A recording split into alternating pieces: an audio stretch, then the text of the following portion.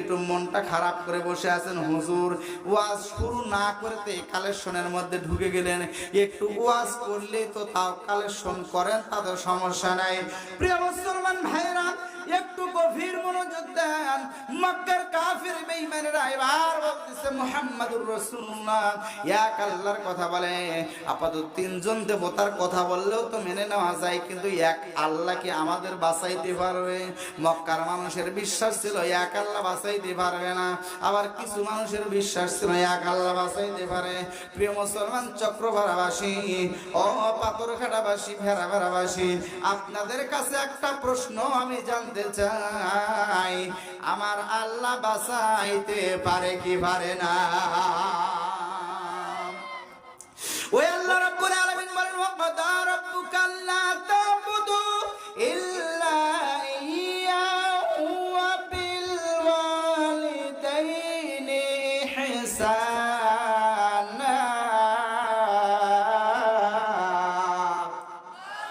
আল্লাহ রাব্বুল আলামিন বলে, বান্দারে, এক নাম্বার হলো আমি রবের ইবাদত করবি। কার ইবাদত করবি? এক নাম্বার হলো আমি রবের ইবাদত করবি। প্রিয় মুসলমান, আল্লাহ রাব্বুল আলামিন বলে, একমাত্র আমি রবের ইবাদত করবা, আমি আল্লাহর ইবাদত করবা, আমি আল্লাহ ছাড়া আর কারোর ইবাদত করা যাবে না। প্রিয় মুসলমান ভাইরা, এই যে রব, এই রব শব্দের অর্থ হয় পাঁচটা। জোরে কোন কয়টা? রব শব্দের অর্থ হয় পাঁচটা। মুফাসসিরগণ রবের ব্যাখ্যা করতে গিয়া সূরাতুশ শূরা আপনার 49 নম্বর আয়াতে কারিমার মধ্যে রব শব্দের এক নম্বর ব্যাখ্যা করেছেন। রব শব্দের অর্থ হলো সৃষ্টিকর্তা। রব শব্দের অর্থ কি? সৃষ্টিকর্তা। বিশাল আসমানটা কে বানাইছে? জমিনটা কে বানাইছে? আমার আপনার মতো একজন মানুষ 3.5 হাত বডি লাগায়া যেখানে যা কিছু প্রয়োজন সব কিছু দিয়া সাজায়া গুজায়া আমার আল্লাহ রাব্বুল আলামিন বলেন, ওয়ালা কদ কাররামনা বানি আদম। বানি আদম, আমি আল্লাহ তাআলা তোমাদের বড় মোহাব্বত করে, বড় ভালোবেসে, বান্দারে তোমার শরীরের দিকে তাকায়া দেখো, বান্দা তোমার যেখানে যা প্রয়োজন বান্দা তোমাকে আমি সেইটাই দিয়েছি। যেখানে তোমার পা প্রয়োজন ছিল বান্দা ওই জায়গায় তোমার পা দিয়েছি। যেখানে তোমার হাতের প্রয়োজন বান্দা আমি ওই জায়গায় হাত দিয়েছি। বান্দারে যেখানে কান প্রয়োজন দিয়েছি, নাক প্রয়োজন দিয়েছি, চোখ প্রয়োজন দিয়েছি, বান্দারে মুখ প্রয়োজন আমি আল্লাহ তাআলা দিয়েছি। শুধু কি তাই, আল্লাহ রাব্বুল আলামিন বলে, বান্দারে তোমার যে মাথা দিয়েছি, এই ব্রেন দিয়েছি আমি আল্লাহ রাব্বুল আলামিন, 1 নয় 2 নয় 10 লক্ষ গিগাবাইটের একটা মেমরি বান্দা তোর মাথার মধ্যে ঢুকায় দিলাম। 500 মেগাপিক্সেলের 2টা ক্যামেরা বান্দা তোর চোখের মধ্যে লাগাইয়া দিলাম। বান্দারে এমন একটা জিহ্বা, এমন একটা যন্ত্র তোর মুখের মধ্যে লাগাইয়া দিলাম। দুনিয়ার সব স্বাদগুলো যদি বান্দা আলাদা আলাদা ভাবে তুমি মুখের মধ্যে নাও, এই জিহ্বা কোনোদিন বলবে না ও আল্লাহর বান্দা এই স্বাদটা এইরকম না, এইরকম, এই স্বাদটার আমি তোমাকে আর সিগন্যাল পাঠাইতে পারি না। এই যে মুখের মধ্যে যেটা দিয়েছো এর রেজাল্ট আমি কোনোদিন আমি তোমারে দিতে পারতেছি না, আমি অপারগ হয়ে গেছি। কোনো সময় বলে নাকি? শুধুমাত্র তাই নয়, আপনার হাতের দিকে তাকায়া দেখেন, পায়ের দিকে তাকায়া দেখ, অনেক মানুষের হাতের এই করের মধ্যে, আঙ্গুলের মধ্যে ঘা হয়, কথা কোন ঠিক কিনা? পায়ের করের মধ্যে ঘা হয়, কথা কোন হয় কি হয় না? প্রিয় মুসলমান, এটা হওয়ার একটাই মাত্র কারণ, তার কারণ হলো এই হাত আর পাটা ভিজা যখন স্যাঁতসেঁতে থাকে, ওই জায়গাটায় আস্তে আস্তে ক্ষতর তৈরি হয়, ব্যাকটেরিয়া তৈরি হয়ে যায়। প্রিয় মুসলমান ভাইরা, একবার কি আমার আপনার মনের মধ্যে প্রশ্ন জেগেছে, আল্লাহ রাব্বুল আলামিন আমার আপনার মুখের মধ্যে একটা জিহ্বা দিয়েছে, এই জিহ্বাটা সব সময় ভিজা থাকে, এই জিহ্বা, এই ভিজা জিহ্বার মধ্যে মুসলমান আওয়াজ দিয়ে বলেন কোনদিন পোকা লাগছে নাকি? কে দিয়েছে? জোরে বলেন কে দিয়েছে? আল্লাহ রাব্বুল আলামিন শরীরের মধ্যে যতগুলো হাড় আছে সবচাইতে ছোট হাড় কানের মধ্যে, গবেষণা করেন, গুগলে সার্চ করেন, এখন তো পাওয়া বড় সহজ। সবচাইতে ছোট হাড় যেটা শরীরের মধ্যে সেটা কানের মধ্যে। এই যে কানের মধ্যে এটা দিয়েছে, শব্দ তরঙ্গের মাধ্যমে এই কানের এই পর্দা এসে যখন বাড়ি লাগে, বাড়ি লাগার কারণে এই শব্দটা কানের মধ্যে ঢুকে যায়, ছোট্ট একটা শব্দ। এই শব্দটা ওই হাড়ের সঙ্গে যখন বাড়ি লাগে, প্রিয় মুসলমান ভাইরা আমার, খেয়াল করে শুনেন, আল্লাহ রাব্বুল আলামিন কি এমন নিয়ামত আমার আপনার দেহের মধ্যে দিয়েছে। আল্লাহ রাব্বুল আলামিন আমার আপনার মধ্যে, শরীরের মধ্যে, কানের মধ্যে ছোট যেই হাড়টা দিয়েছে, এই হাড়ের সঙ্গে যখন ওই আপনার শব্দ তরঙ্গটার বাড়ি লাগে, এই শব্দ তরঙ্গটাকে 1 নয় 2 নয় 23 গুণ স্পিড বাড়ায়া, শব্দ বাড়ায়া আমার আল্লাহ রাব্বুল আলামিন এই কানের পর্দার সঙ্গে বাড়ি লাগায়া মানুষকে শোনার মতো সুযোগ করে দিয়েছে। প্রিয় মুসলমান ভাইরা, তাহলে আমার আল্লাহ তাআলা বলে, বান্দারে আমি আল্লাহ তাআলা সুন্দরভাবে তোমার বডিটা সাজাইয়া দিয়েছে। মুসলমান ভাইরা, আল্লাহ রাব্বুল আলামিন বলতেছে, বান্দারে এত সুন্দর করে বানাইলাম, বান্দারে আমি আল্লাহ তাআলা তোমাদের সৃষ্টি করেছি। আল্লাহ তাআলা সূরা 3 এর মধ্যে বলে, ওয়ালা আল্লাহ তাআলা সূরা 3 এর মধ্যে বলে, ওয়ালা কদ খলাকনাল ইনসানা ফি আহসানি তাকওয়িম, বান্দারে সুন্দর অবয়ব দিয়া, সুন্দর আকৃতি দিয়া তোমাদের বানাইলাম।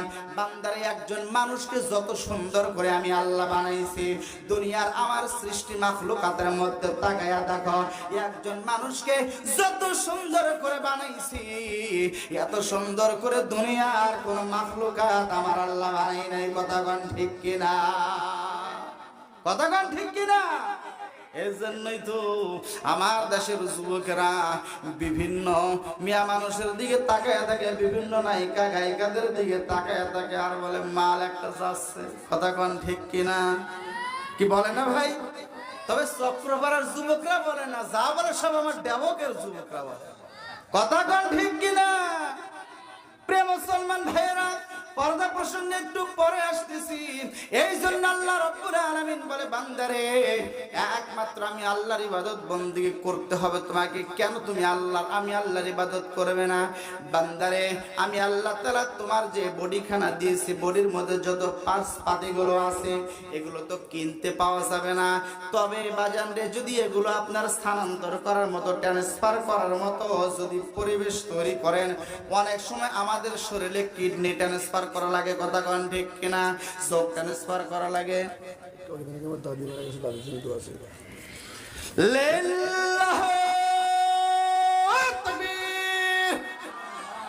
উজ্জ্বল ভাই না? উজ্জ্বল ভাই? উজ্জ্বল না? উজ্জ্বল ভাই জোরে বলেন মারহাবা। প্রাণের দাদির জন্য 3,000 টাকা আল্লাহ আপনার ঘর মসজিদে দিয়ে দোয়া চাই, মেহেরবানি করে কবুল করে নেন, জীবনের গুনাহ মাফ করে নেন, জানামালা হায়াতের মধ্যে বরকত দান করে দেন। আরে মোহাব্বতের মানুষ হলো দাদা দাদি আর নানা নানি। তার মধ্যে দাদি চলে গেল, নানা নানি হয়তো বেঁচে আছে কিনা জানি না, দাদাও বেঁচে আছে কিনা জানি না। তবে যদি মারা যায়, আল্লাহ ওই কবরগুলো আজকে দানের ওসিলায় জান্নাতের বাগান বানান। জোরে কোন আমিন। ভাইজানকে সোনার মক্কা মদিনার মুসাফির বানান, আর একটা দিনদার পরহেজগারি বউ আল্লাহ জানো দান করে দেয়। বিয়ে করছে কি? তাহলে এ দোয়া করা কি খারাপ হয়েছে?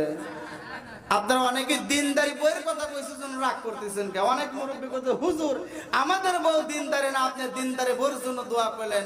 আরে বাবা, চান্স আপনিও নেন, আপনার জন্য দোয়া করা হবে। কথা কোন ঠিক কিনা? রাগ করলেন?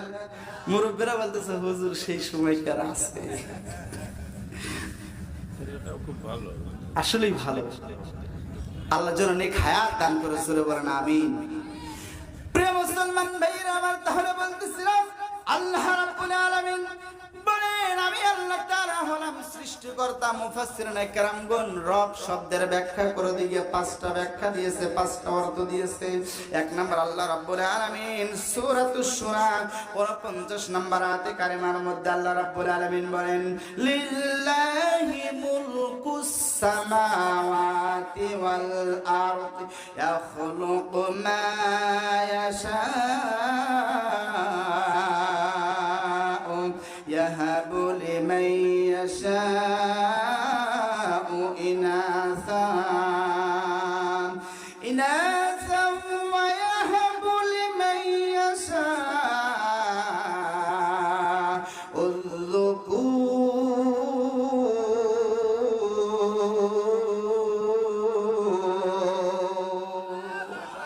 আল্লাহ রাব্বুল আলামিন বলে আমি আল্লাহ তাআলা আসমানের বাদশাহী জমিনের বাদশাহী, আমি আল্লাহ তাআলা আসমানের অধিকর্তা জমিনেরও কর্তা, আমি আল্লাহ তাআলা যা ইচ্ছা তাই বানাই। আল্লাহ রাব্বুল আলামিন বলেন আমি আল্লাহ তাআলা যা ইচ্ছা তাই সৃষ্টি করি, আমি আল্লাহ তাআলা যা ইচ্ছা তাই বানাই। আল্লাহ বলেন শুধু তাই, আল্লাহ বলেন যাকে ইচ্ছা করি কন্যা সন্তান দান করে, জোরে বলেন মারহাবা। আবার যাকে ইচ্ছা করে পুত্র সন্তান দান করি, কে বলতেছে? আল্লাহ বলে আমি আল্লাহ যাকে ইচ্ছা করি। মুসলমান ভাইয়ের আল্লাহ রাব্বুল আলামিন বলে বান্দারে আমি আল্লাহ তাআলা যাকে ইচ্ছা করি কন্যা সন্তান দান করি, আবার যাকে ইচ্ছা করি পুত্র সন্তান দান করি। পরবর্তী আয়াতের মধ্যে 50 নম্বর আয়াতে কারিমার মধ্যে আল্লাহ বলেন আমি আল্লাহ তাআলা যাকে ইচ্ছা করি ছেলেও দেই মেয়েও দেই, আবার যাকে ইচ্ছা করি ছেলেও দেই না মেয়েও দেই না। তার বাস্তব প্রমাণ আমাদের দেশে আমাদের সমাজে অনেক মানুষ আছে যার শুধু ছেলে আছে মেয়ে নাই, কথা কোন হয় কি হয় না? আবার অনেক মানুষ আছে যার শুধু মেয়ে আছে কিন্তু ছেলে নাই। আবার আল্লাহ বলে আমি অনেকে কি ছেলেও দিয়েছি মেয়েও দিয়েছি, আবার আল্লাহ বলে আমি আল্লাহ তাআলা ছেলেও দেই না মেয়েও দেই না। এমন মানুষ আছে না? না। তবে আমাদের দেশে স্ত্রীর যদি ছেলে না হয় শুধু মেয়ে হয়, অনেক কুলাঙ্গার আছে ওই স্ত্রীর সঙ্গে খারাপ আচরণ করে, আছে না নাই? কথা কোন আছে না নাই?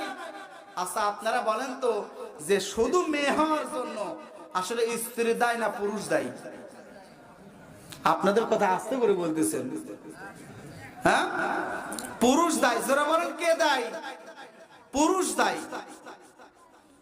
প্রিয় মুসলমান ভাইরা, শুধুমাত্র কন্যা সন্তান হওয়ার জন্য কিন্তু মা বোনরা দায়ী নয়, পুরুষ মানুষ দায়ী। মা বোন এবার মনে মনে করছে হুজুর একটু এটা ভালো করে বল, এইটা একটু হুজুর ভালো করে কন, আমার স্বামী কতবার জামা গাল পারছে এই জন্য, শুধু মেয়ে হয় জন্য, হুজুর আজকে একটু ভালো করে কোয়া যান। আল্লাহ রাব্বুল আলামিন বলে বান্দারে আমি আল্লাহ তাআলা ইচ্ছা করলে ছেলে দেই, ইচ্ছা করলে মেয়ে দেই, ইচ্ছা করলে ছেলেও দেই মেয়েও দেই, আবার ইচ্ছা করলে ছেলেও দেই না মেয়েও দেই না। তারে আমি আল্লাহ তাআলা চিরবান্ধা বানায় রাখি। তাহলে আমরা রব শব্দের একটা অর্থ পাইলাম, রব মানে হলো সৃষ্টিকর্তা। রব মানে কি? রব মানে হলো সৃষ্টিকর্তা।